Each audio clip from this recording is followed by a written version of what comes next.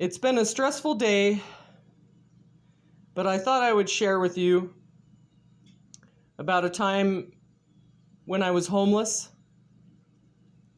and using common sense, thinking on your feet. So at the time I was underage. I hadn't had any food or water. I was in the South. It was quite hot. And I had taken a seat by a light pole. And here comes this man in a beat-up old truck with a big grin on his face, using explanative language about my body parts and how well put together I was. Anyway, I had a companion at the time that decided he was going to hop in the vehicle with this individual, and they took off. They were gone for about 2 hours and came back. And not knowing the individual and not knowing the other person very well, as a traveling companion, I thought maybe there's a little bit of trustworthiness. But the next 10 minutes were horrendous, scary, shocking.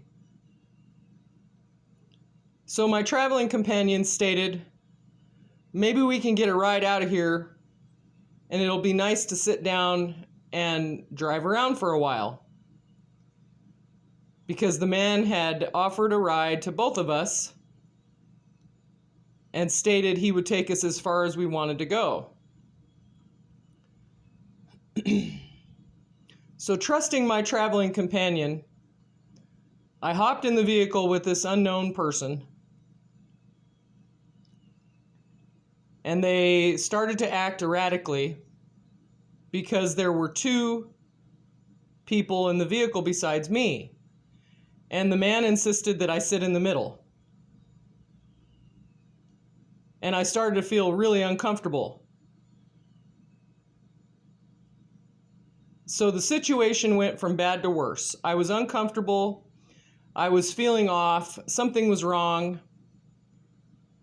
And my traveling companion, little did I know, was carrying a loaded gun. But it's what saved my life.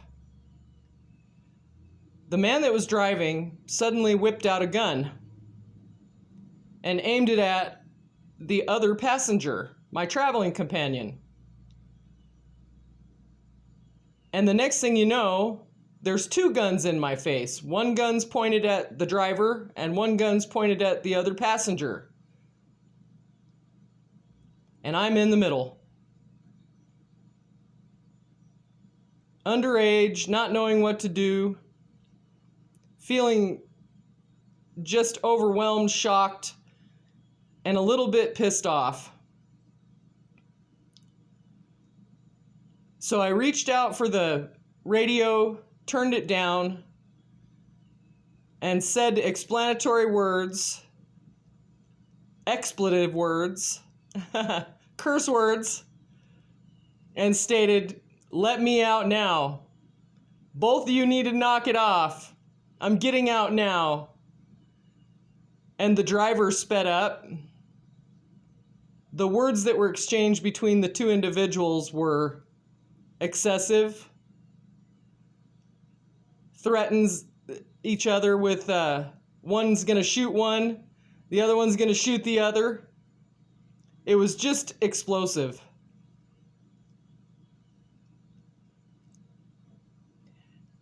So I raised my voice and started to tell them both if they didn't let me out of the vehicle, I was going to start screaming. And mind you, we were in a downtown area. It was a smaller town, and there were people around. So the driver didn't want to, cause any more havoc because I had already raised my voice. But it's what saved my life. I was so angry. I jumped out of the vehicle and I didn't look back. I know the angels were watching over me that day.